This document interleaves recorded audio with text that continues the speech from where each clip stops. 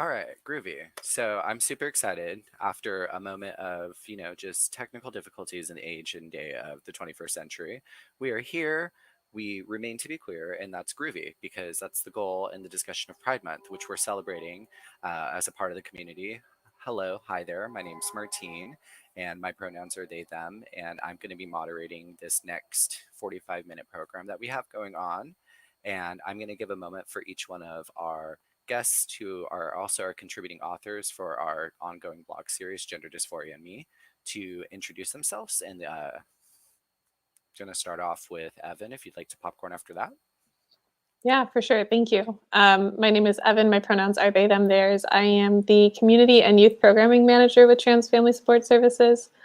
And I also wrote a blog post, and that's why I'm here. And I'm going to pop credit to Gregory.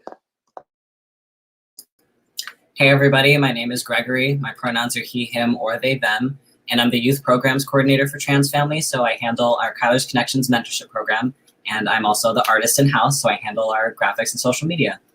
And going to you, Elio.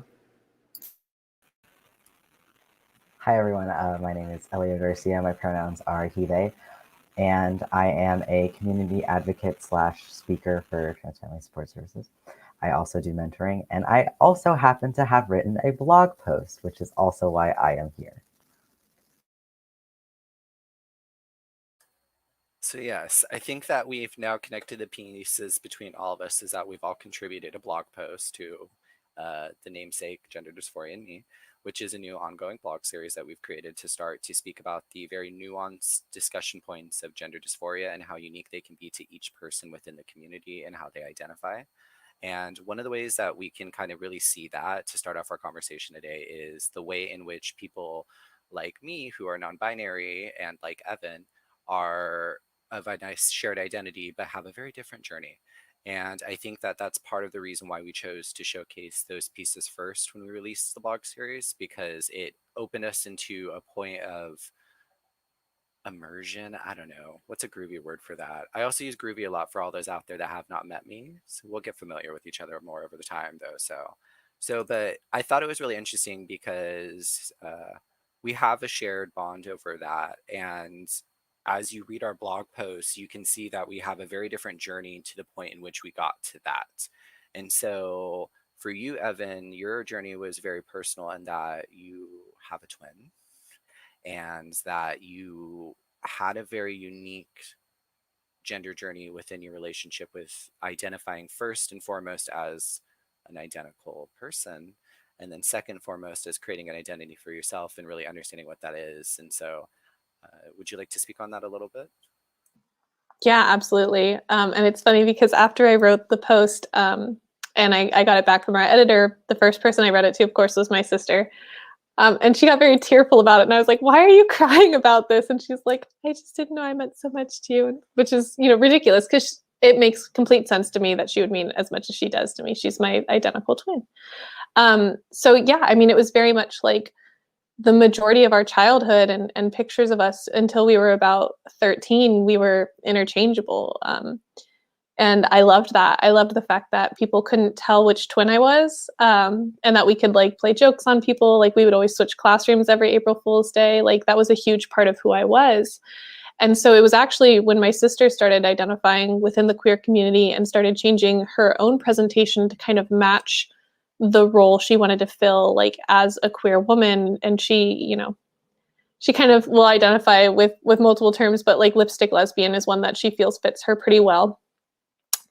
And so when she started kind of going in alignment with that, I felt like I was being left behind. And especially with all of my own insecurities that I was having, that I didn't really have a name for, because this was, before we were having conversations around non-binary gender identities in the general scope of the world. So trying to navigate how I could still be my sister's twin when she was very comfortable dressing like a woman and I clearly was not. It was really challenging. And now we're at this place where it was a week ago. It was last month. I did my makeup while she was at work. She did her makeup before she went to work, obviously. And she came home and we had done the exact same thing. And we were just like, oh, great. So we've kind of circled back to this place where we're effectively interchangeable. when I choose to present femininely, which is really nice for me because it feels very safe to still be able to say that I'm her twin. Yeah, that's definitely a very unique intrinsic thing that the two of you that have, as far as, being dually queer, identical twins, right? That's kind of a interesting journey that you have. And for me and my journey with that, as a sibling, I have an older brother and cis hetero individual. And for me as an individual, getting to a point in which I was able to feel comfortable to be out loud and proud for who I was as a non-binary individual was a different journey, and it's always been supported. I'm very blessed in my family, but I think that we understand that we all come from different pathways, and it's just because I've been supported doesn't mean that it's not an educational experience for everyone involved. So, and the interesting thing also that I think you spoke on right now is like kind of some points that Elio hits on, which is like dual identity within how we present. And so with Elio, within your blog post, you speak to the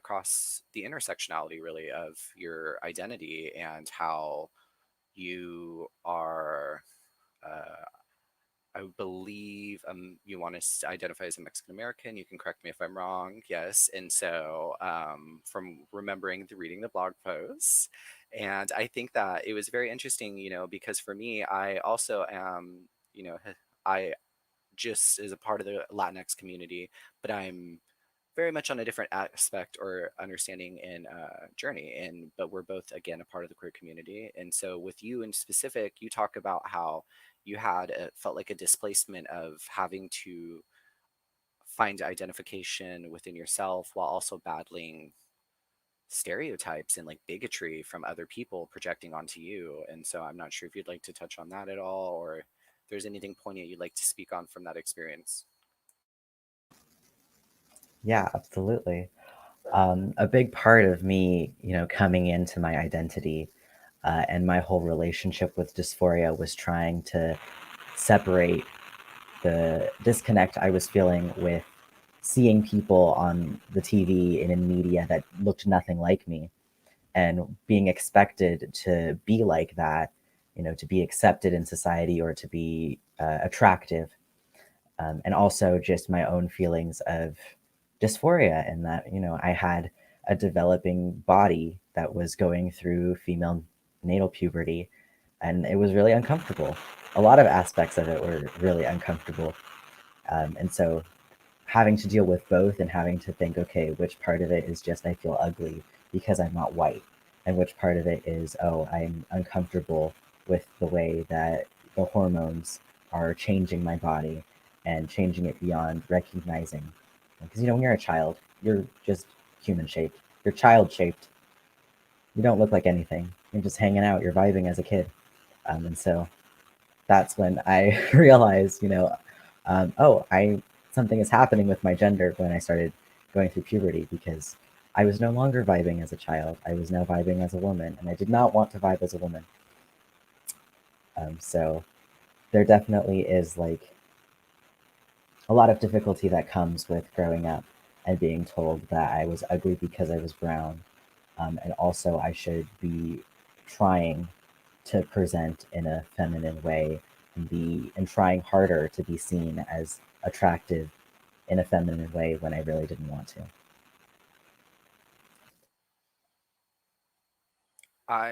Your blog post was you have a way of speaking that translates really well to paper, or in this point, text, I guess you could say. Fresh off the keyboard is the new press print.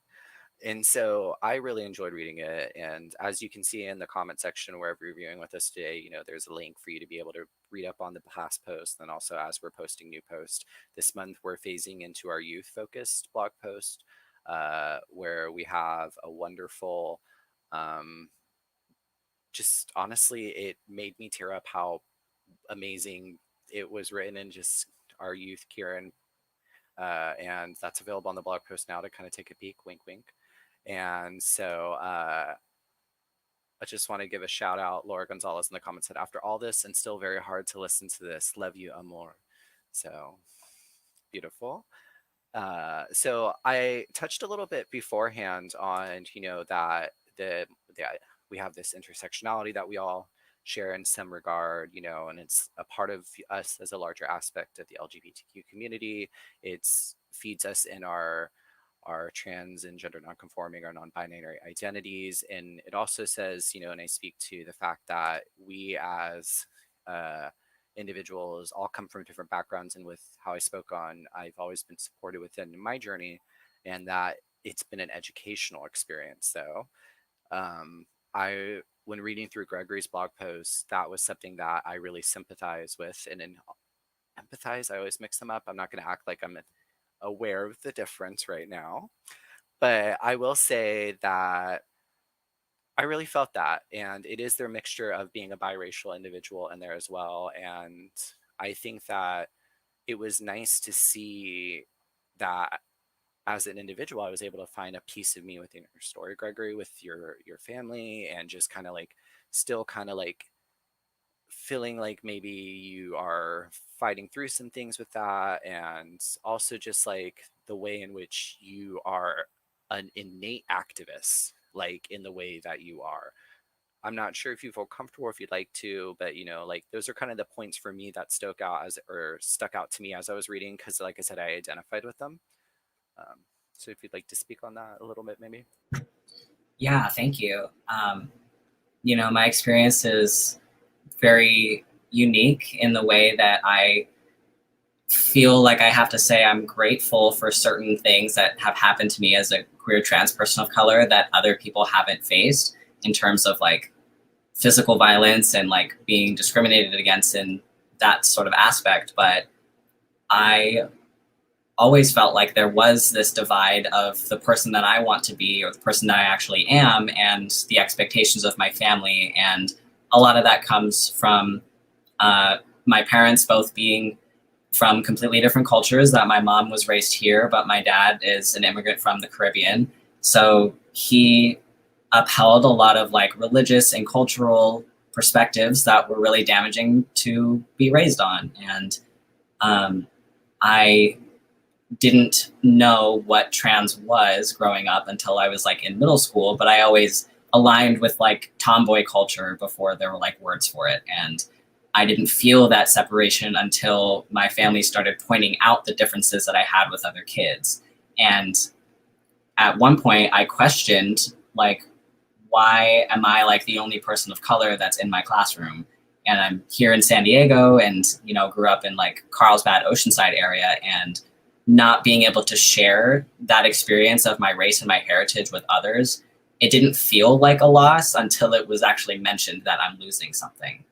And, you know, that connects to my experience with gender, that like I knew that I was a masculine person or a trans person before there were words for it, but I didn't see the separation from other people until it was pointed out in society. And for myself, like I felt like being trans as a middle school or high schooler was about leaving the person I was and becoming a completely new person.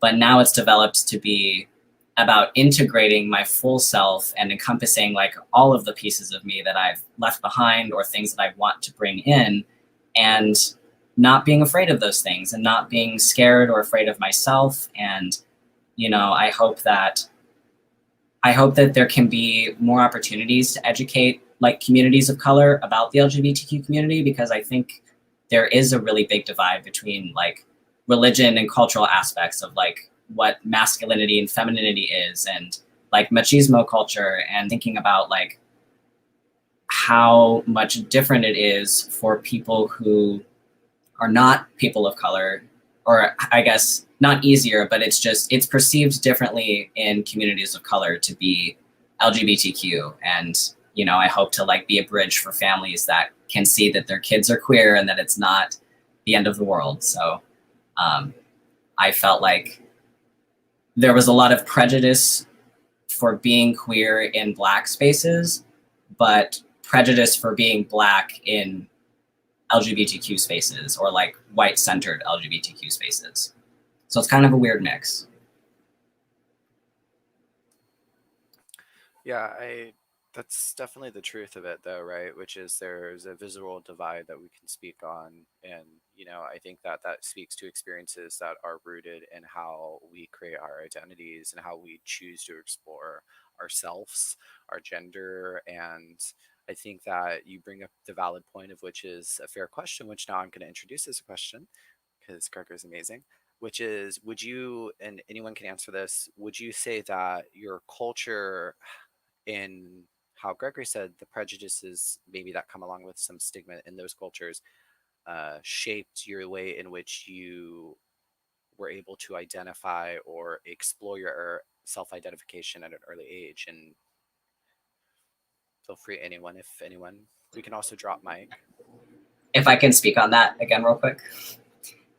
I was thinking about like experiences I had as a kid where my family like started having gendered expectations of me, and I would say maybe like freshman year, that they expected me to wear dresses and perform femininity and perform for the masculine gaze, to put it that way.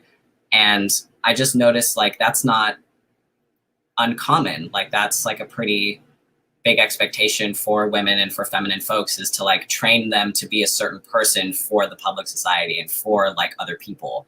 And I feel like a lot of my dad's perspective, my family's perspective of that is like, your life is already chosen for you, and there's no way to walk away from that or change your mind. And if you do those things, then it's like almost a negative mark on your family or like your culture. Like you going against culture, you going against family traditions is wrong. And I felt like a lot of my own insecurities growing up and even now stem from a place of feeling like I've made the wrong choice, if to say this is a choice, but like that being myself is something wrong, or being myself is doing something wrong against the people I love or care about. And I want to learn from that and help other people see that like being queer is not wrong, and being LGBTQ is healthy and normal and sacred and beautiful. And I just feel like for a lot of parents that are really struggling with this, that they unfortunately cannot see past their own feelings and perspectives of things, but it's really about their kiddos and helping them to get through their life and showing the light that they have to other people because they're so worth it. And I would say that the biggest obstacle for kids going through this experience is not having supportive parents. And I was really fortunate to move out at the time that I did, but I was definitely abused verbally, emotionally, and went through a lot of issues with my family. But I think generations now are starting to like teach their kids that it's okay, and like parents are much more accepting and forgiving and loving to their kids. And you know, I hope that that can prosper in the upcoming generations.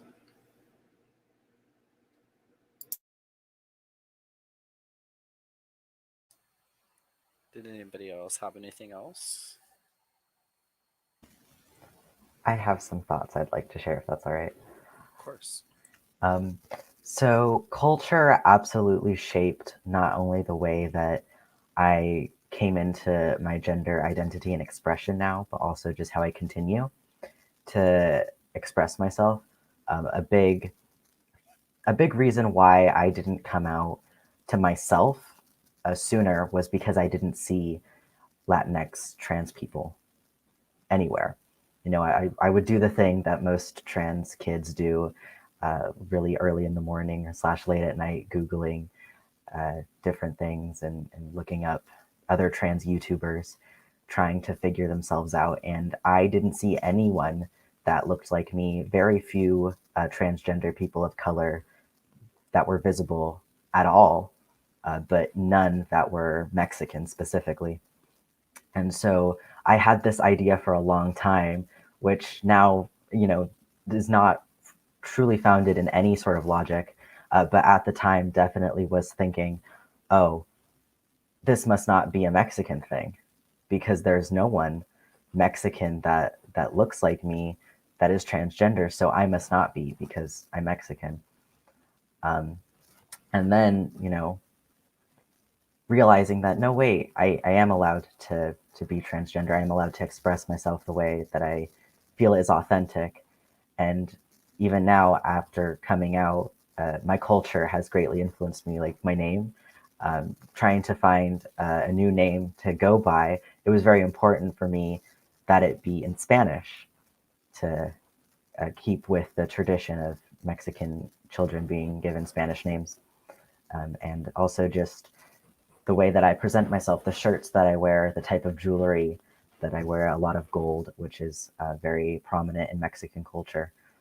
And even now, as I'm continuing to express and learn, I'm doing a lot of more with, for example, my hair, growing it out to honor the native people of my culture, pre-colonialism, that were able to express themselves with things like long hair and jewelry and stuff that Western culture has stamped as feminine, as I'm now reclaiming because of my culture. So it goes both ways. It was very difficult in the beginning to come into who I am because there weren't a lot of people that were like me that I could look to for advice, but also being able to connect with my culture has greatly helped me with my expression now.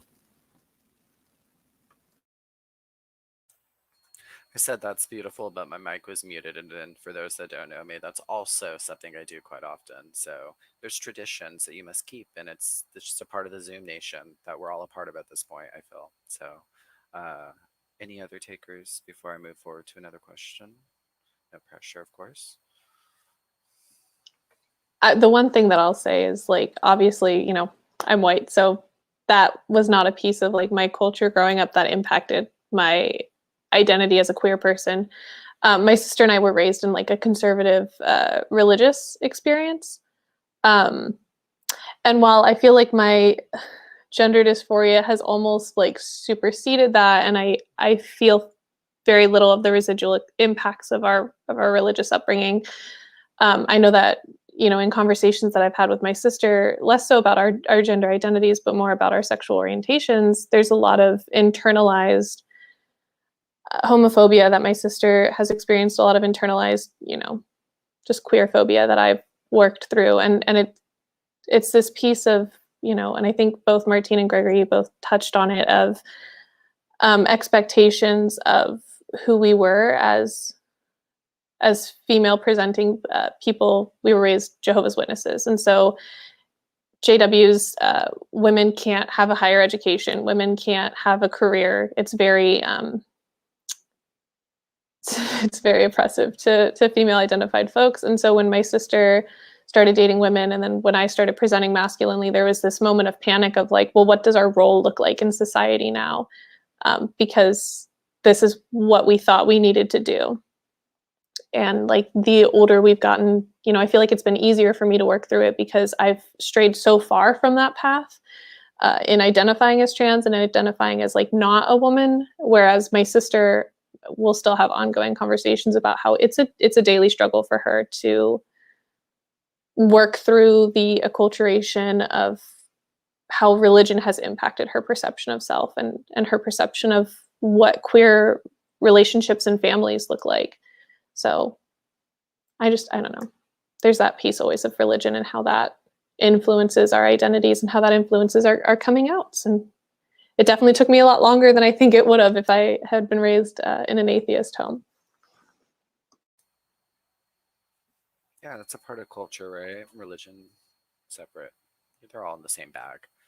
And so, I think that it's important though that it's spoke on each individually separate though, right? Because each person again has a separate experience and like it leads into how we come to be who we are.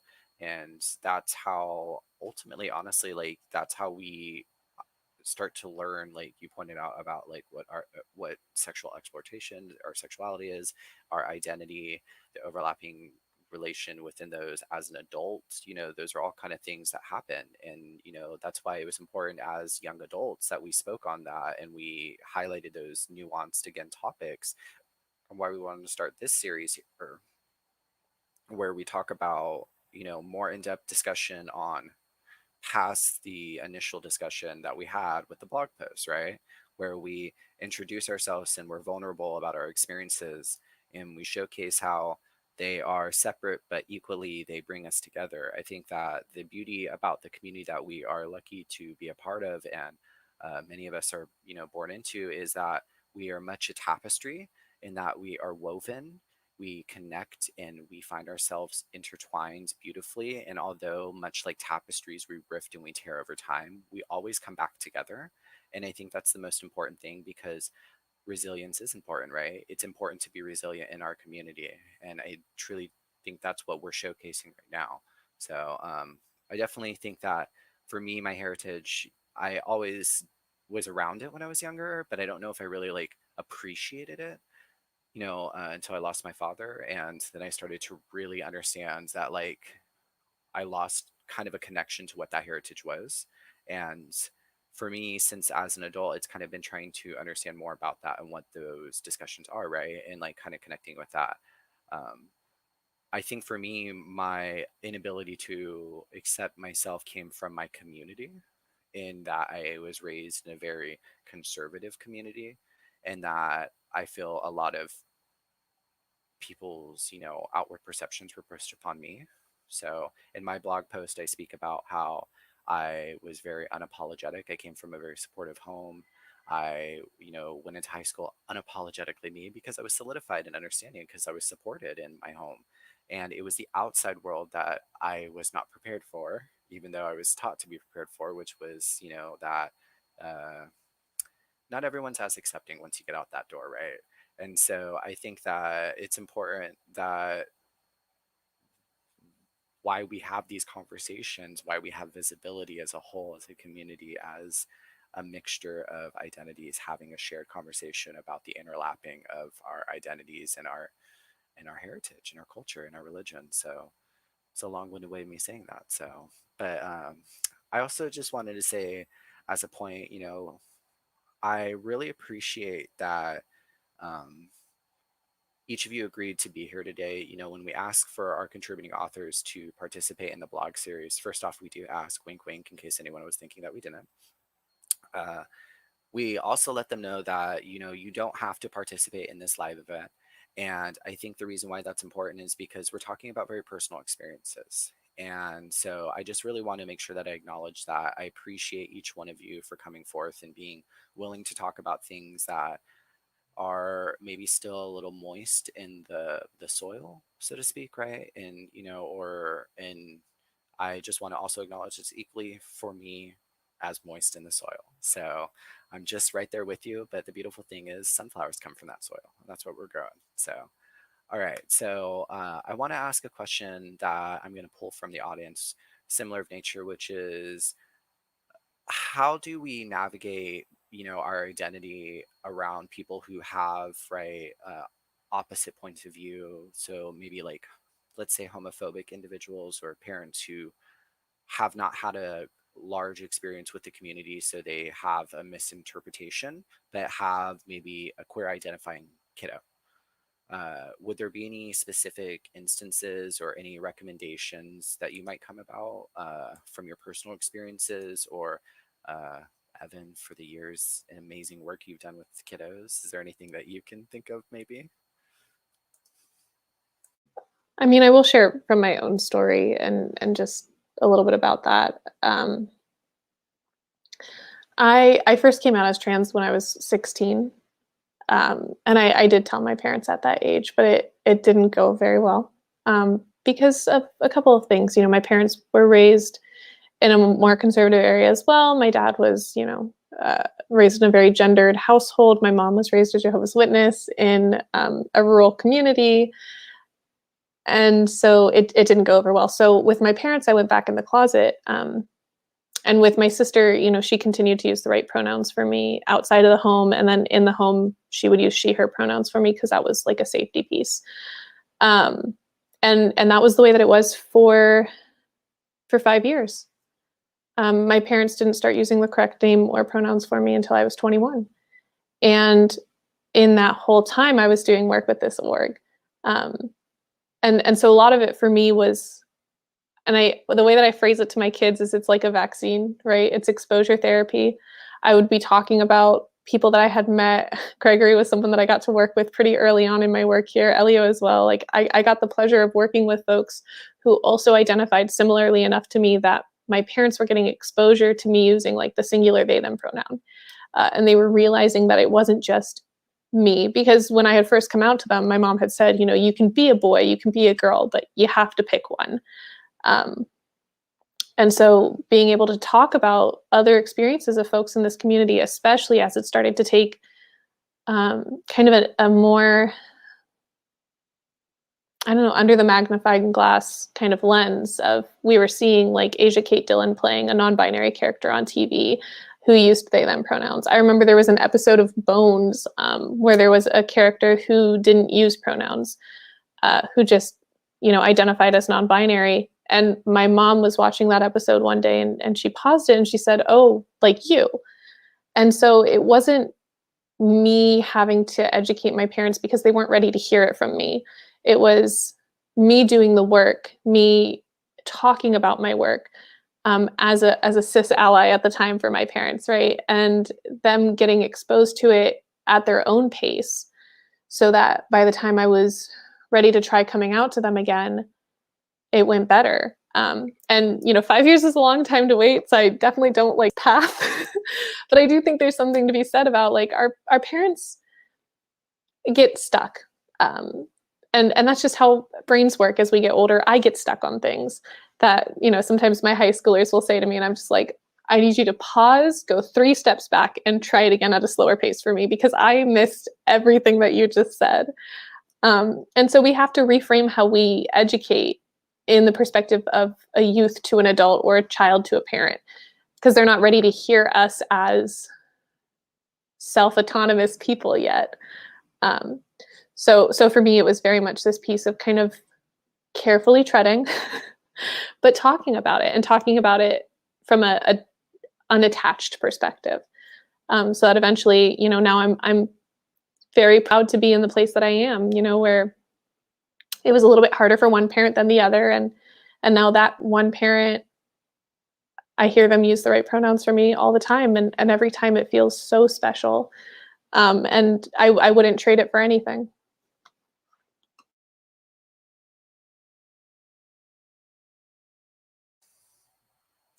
I love that. That's amazing. Gave me warm feels. So nice. Uh, you know, so I I have just, you know, the kind of like same aspect, which is just you got to keep on, you got to do the work for yourself that you can show people. And, you know, sometimes hearing it from you as a child, it's going to sound different. And so it needs to be heard from someone else's mouth. Completely agree with that. And I think that can be said about a lot of things in life. And, you know, it could be a long story about, you know, patience in it if you think about it. So, but you made me think of this story that I had just recently happened to me, in which I play video games. For those who don't know here, wink, wink again, because everyone here knows. I say it quite often. And so the reason I bring that up is because I recently had an interaction with a friend where, you know, they and myself and their child, who is 11 years old, played a video game together, and they accidentally, the adult misgendered me, and I corrected them because that's the appropriate thing to do. And I was then, you know, said, "Oh, okay." And then they let me know that the next day they had a conversation with their kiddo about, you know, that I'm non-binary and my pronouns are they, them, theirs. And their kiddo uses the proper pronouns and asks, and it's all about just teaching and having that conversation. And again, doing the work. And I think that I don't want to say the kids are going to be all right, because we know what's going on in parts of our states right now in the United States. We see the increase in trans teen suicides, unfortunately.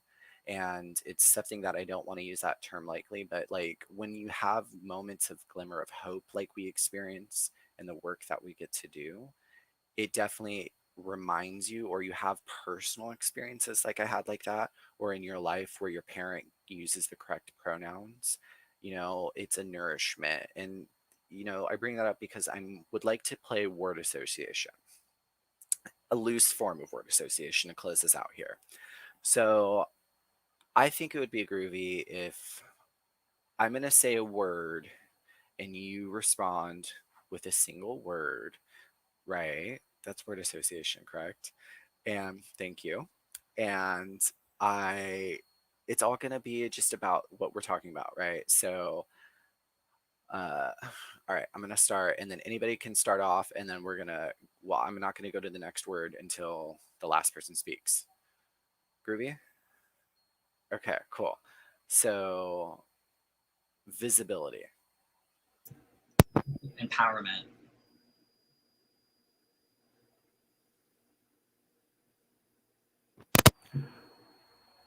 Y'all aren't good at word association. Me.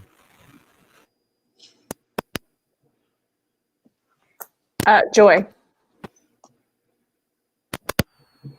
Yes, I love all that. I especially love Elio's. So, trans rights. We should get some. Human rights. Anxiety.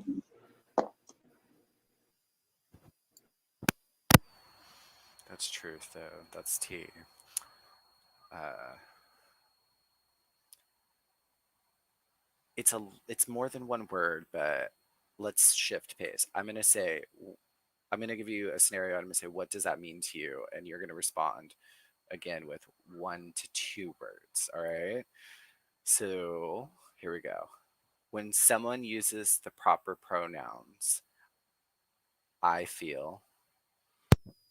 Euphoria.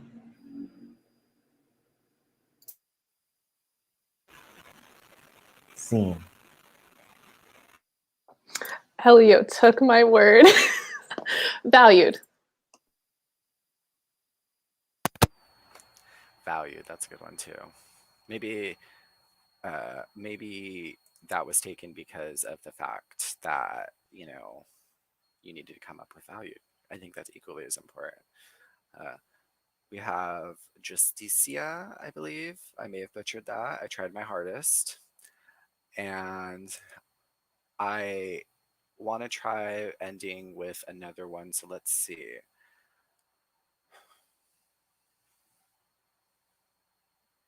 What's happening to my siblings in my community right now is Scary.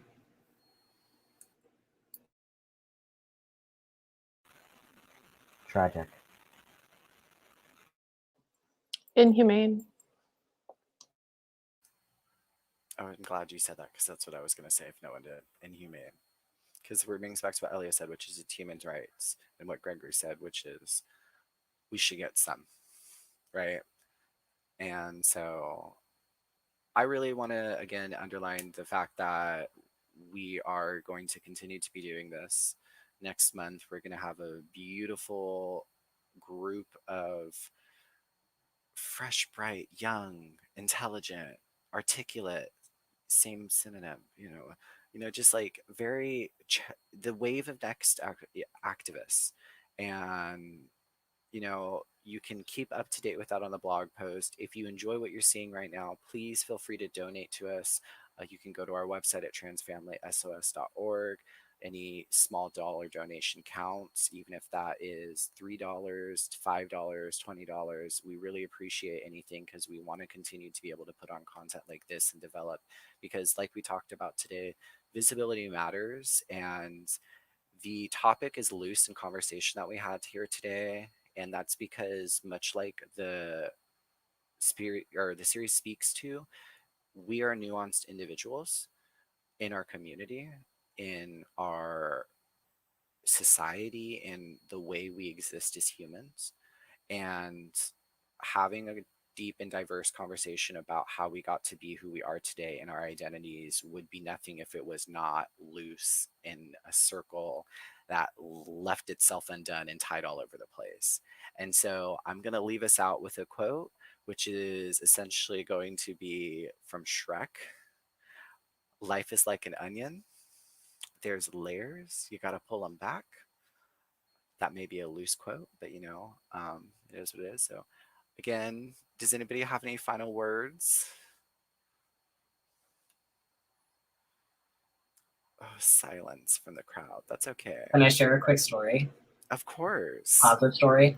Okay, so when I was a sophomore in college at Miracosta, shout out, we did a TED Talk panel for my LGBTQ studies class. And for my panel presentation, I basically spoke about the trans military ban at the time and talking about how the trans community faces a lot of housing and job insecurities and talking about how we can provide more resources to the community.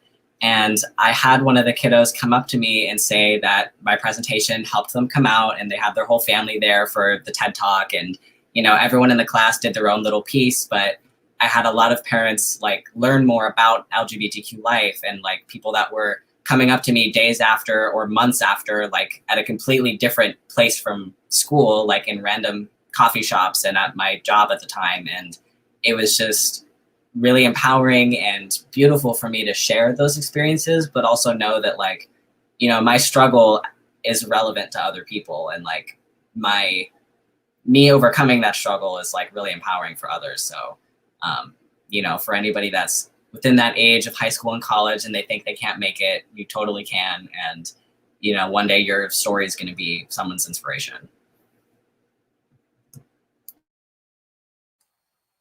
That is beautiful, and that is so the truth, though. Greg, you're so inspiring. You never stop to just do inspire. Like honestly, it's been a pleasure. It continues to be a pleasure. So, but yeah, with that beautiful story, we're gonna close out our live for this evening. If you liked what you saw, you can review it on our YouTube, our Facebook, our Twitch. If you aren't following us on all those profiles, feel free to subscribe. You know, if you're on YouTube, do that thing where the YouTubers say like, subscribe, comment below, wink, wink. I need to stop saying wink, wink. And join us next month for another one of these with, like I said, our youth. And in between then, you can keep up to date with our blog post by visiting our link tree, which is linktree/transfamilysos. Other than that, enjoy the rest of your evening and have a beautiful and happy Pride, y'all.